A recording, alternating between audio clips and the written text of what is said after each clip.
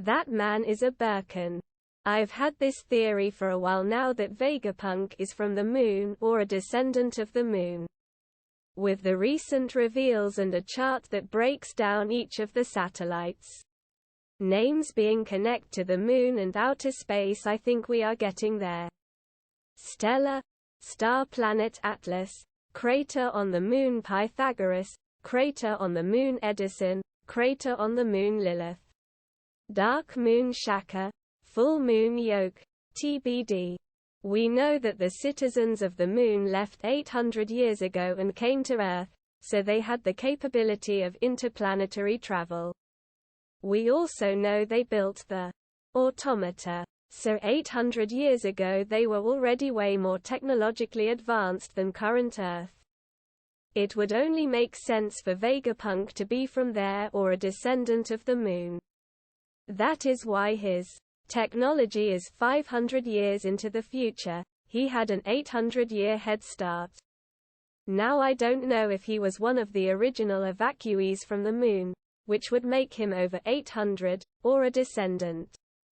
If anyone could extend their lifespan, it would be Vegapunk. The main reason I don't think he is over 800 is he would have lived through the Void Century, and would be able to just tell the Straw Hats.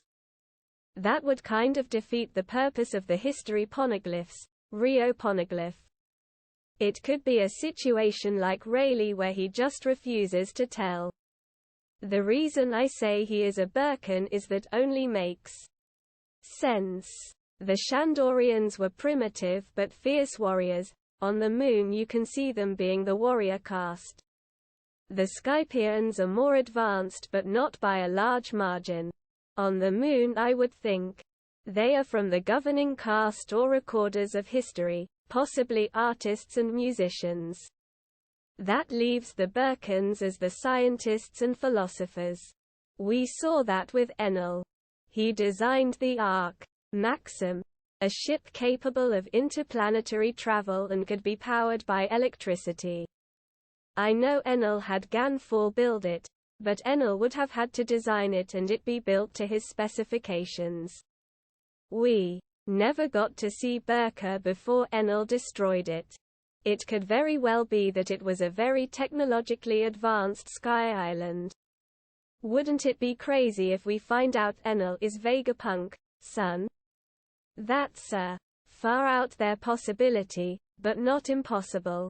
Then there is Dr. Tsukimi who built his automata on Karakuri Island. The only way he would have been able to build automata is by observing them on Earth or also be from the moon, descendant. Vegapunk had a lab on Karakuri Island and could have used automata as assistants, and Tsukimi was able to observe them there. So my theory is Vegapunk is a Birkan. One last thing of note that's loosely connected. Has anyone else noted how similar the Ark Maxim and Noah are? My personal theory is the Noah is the ship the original evacuees from the moon traveled in. I think it crash-landed in the ocean and they were rescued by the fish men and mermaids of the age.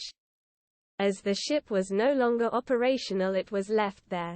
I know Van Decker said it was built by the islanders, but it could be a situation where as the history was passed down it was changed.